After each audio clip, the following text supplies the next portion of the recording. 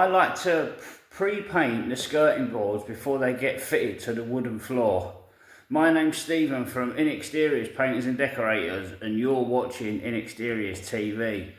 Like I just said there, I like to pre-paint the skirting boards before they get, so the laminate floor can get fitted. Pre-paint the skirting boards so then the skirting boards can get fitted, and then you don't have to tape up the wooden floor, and there's that nice neat edge between the bottom of the skirting board and the laminate floor. Alright, I might have to sort of cork the tops in and fill a couple of holes and touch them up, and then maybe sort of give them another flick in, but it does look a lot better. Now, that's what I'm doing at the moment, but the situation, ideally I'd like the skirting boards all in big lengths and then just put them in at one area and paint all the skirting boards, but that's not the case here. The joiner has cut all the skirting boards and put them up against the wall, so I now need to go around and paint them. But also there's like loads of sort of dust. I mean, he's done his best to clear it, but I guess what I'm trying to say is I can't spend the first 2 hours cleaning up all this dust, so I've got to sort of crack on with it. So let me just give you a look at the situation that I'm in.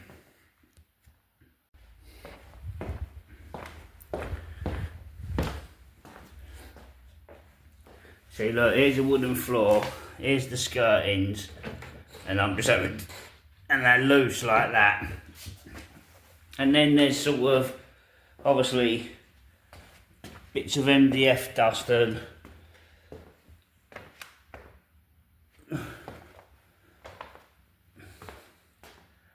there's bits of MDF dust about, like there would be anyway. And then we go through to here, and then we've got them there. But what I'm doing is laying them on the floor, and I'm going to undercoat them and top coat them. Now, like I just said, I'm going to undercoat them and top coat them.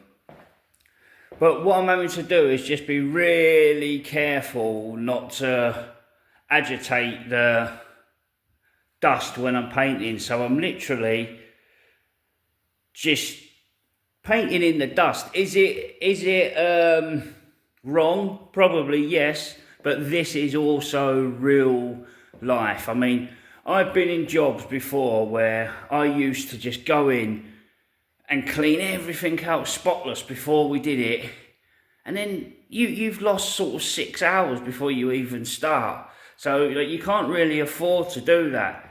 So on this occasion, like I say, I'm just laying them on the floor, and I'll show you what I mean by the dust. I'll just turn you around. So you've got dust there, and there will be dust here, you know, sort of there. You can see it more there.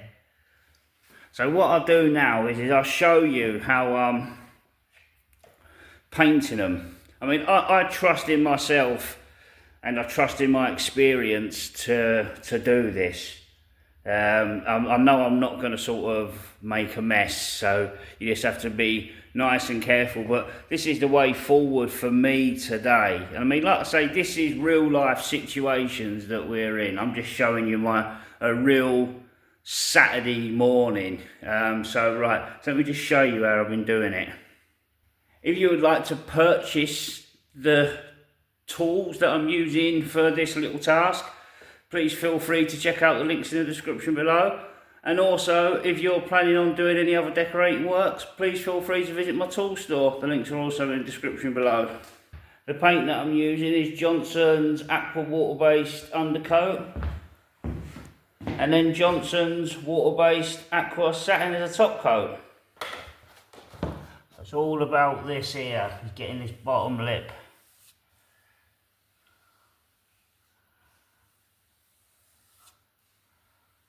And it just saves masking taping up later on, and it stops the bleed through as well onto the floor.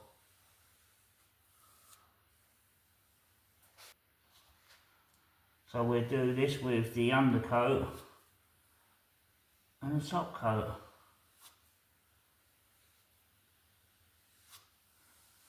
And we're not agitating any of the dust around it either.